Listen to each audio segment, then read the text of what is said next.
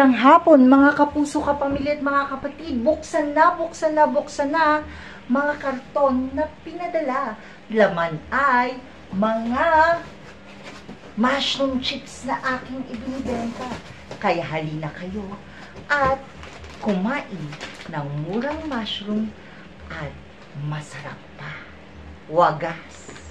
Eto po, dumating na po ang aking mushroom chips from Bulacan. Eto po. So, tomorrow po, makakapagbenta na naman po ako ng mushroom chips sa mga Ka-Roman Church ng Lupao. St. Joseph the Great Parish of Lupao po ako nagbibenta. Every Sunday po. Pagkatapos ko pong ng second mass, diretso third mass po. Actually, nagpupunta po ako doon ng first mass pa lang. Nagbebenta na po ako ng pagkatapos ng first mass. And then second mass, nagmimisa naman po ako. Tatapusin ko pong misa. Pagkatapos po ng second collection, lalabas-labas na po ako. Then, nag-aantay na po ako dun sa pinaka-gate ng Roman Catholic Church para magbenta ng aking mushroom chips. Actually po, I'm selling banana chips. Mango, dried mango the last time. Pero hindi pa po dumarating. Ito pa lang po. So, madami-dami po ang aking mushroom chips. Oh. Madami-dami po. Ito ay nasa 40 pieces. 40, I think so. This one ay 50 pieces. Ayun po. Madami-dami po ang aking mushroom chips. Kaya go lang mga kapamilya, kapuso at mga kapatid.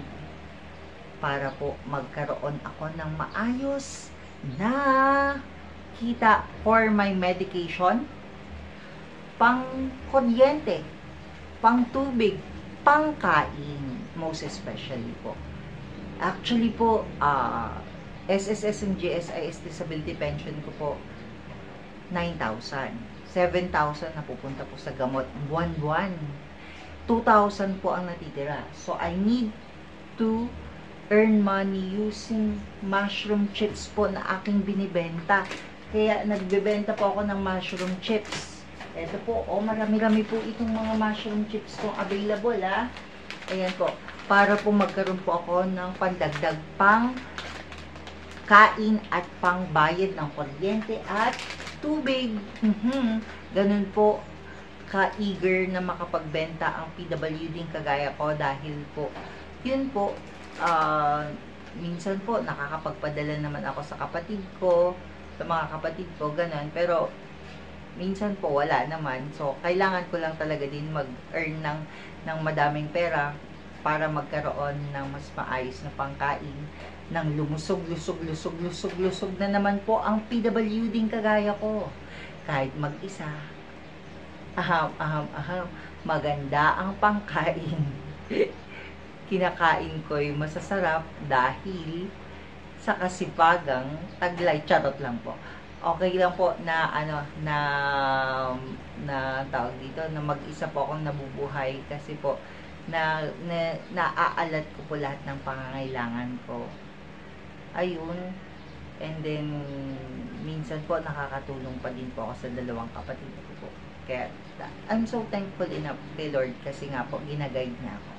Thank you po sa inyo din. Thank you po sa lahat ng mga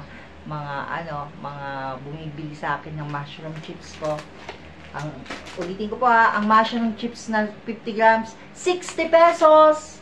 Ang mushroom chips na 100 grams, 120 pesos. Sa mga gusto po, 15 flavors po siya, Maraming flavors, 15 flavors. Tapos, pinadoble-doble po namin yung spicy o yung maaanghang na at saka regular flavor. Kasi yun po ang mabibili.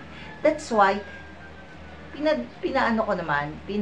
pinadamihan ko ng bahagya. Kaya, ito, dumating na ang aking order. Ipuput up ko lang sa aking cart. Sa aking lalagyan. Pag na binigay ni She. Hello, She. Yun. Kailangan ko lang pong gawin ito para po magkaroon po ako ng budget pang kain, pang kuryente at pang tubig. at saka sa mga iba pa pong extra kailangan so please po, bili po kayo ng marami kong produkto ha, na binibenta. Pasensya po sa mga napupuntahan ko. Lagi-lagi ko na po kayo napupuntahan, pero patawarin niyo po sana ako ha. Kailangan ko lang po makapagbenta ng maayos. Thank you mga kapamilya at kapuso at mga kapatid. Ito po ang PWD Teacher Bench na nagsasabing, aham, bili ng mushroom chips na aking binibenta. Mura na, masarap pa. Gay.